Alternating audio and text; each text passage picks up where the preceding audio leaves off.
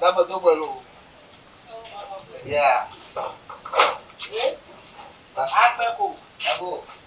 E ka pe obubu be ya soja go soja ka. Ah, kuna mtola mkuru. Soja go soja ka. Yaga kukufuda no pese ko kumpulu mo. Wajaba E pe nbe ko ale fe fura si wanya. yo. Ba. E fe kwa wa toro mo awo pori wanya.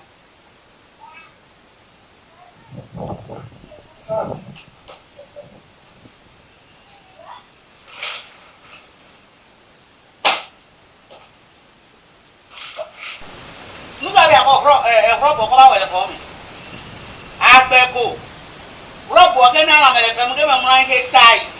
E me leti for ma ba kere mu ipete yi. Ya ko ye nu ka wa gbele for me.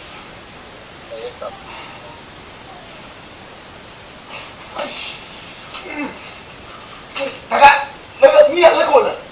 Daga. Abon e me leti for bete yi. Ya me tana. Ah! Ngaba nore. Ngaba so afana me. E do chi oloko. E do chi oloko bo de ti ma se mu. Awon ka e ko to ni. Ah! Ai jara fa fi e. Daga leke woni. Leke woni. Obi ama bo ba. Oh, leke woni. Obi ama bo ba ya. Oh, beto. E siao. Oh, beto. Beto. Ai. Oh, daga. Dagu me. E gbe me ha. Dagu me. E gbe me ha. E be to be na wa ko ya. E gbe me ha. Ha. Eju to ko deji how. Eju to ko deji how. Daga le wu me. How. Ajeje. Siao. Leke wo me.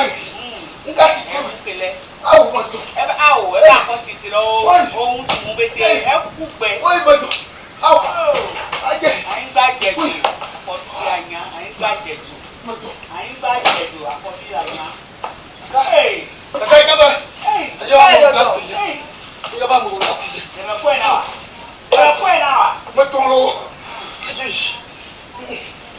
Ai. How. Apanya magalio. Magalio. Ako. Ko ba ko pa ang sigaw sa paparo. Ay. Oh. Hey. Oi. Aje. Oi. Beto lo. Aje. Oi. E no joro ko bo. Oh. Ah, ole ta ga me pe na la nu ba jojo. Ah. Ole ta me pe na me. Beto ko baba. Ah, baba. Je ki ai. Ai ko je ka me jo re. Ay. Akaba to ngwe bi nyoma akaba to. Ah, ka me jo ko. Ngwe bi nyoma akaba to. Ah, ti ya me je pe na ko ga na. Oh. Ko je ga na mu, ko je ga na. How. Ai na ko. Oga. Beto lo. Pin mi gbe. Beto lo. Oi. Aje. Oi. Pero me ko je ga na. Ko je ga na. Ko je ga na. Ko ga na le. Ko ga na. Ah. Ko ga na ba jo. Ah. Hola, hola. Ko je ga na ko na le ga ko na ba jo. Ah, ka me ti me le pe lo wa ko ga na. Ko ga na. Ah, ya ti ka ga ina. Ah, do ti ka ga ina. Oh.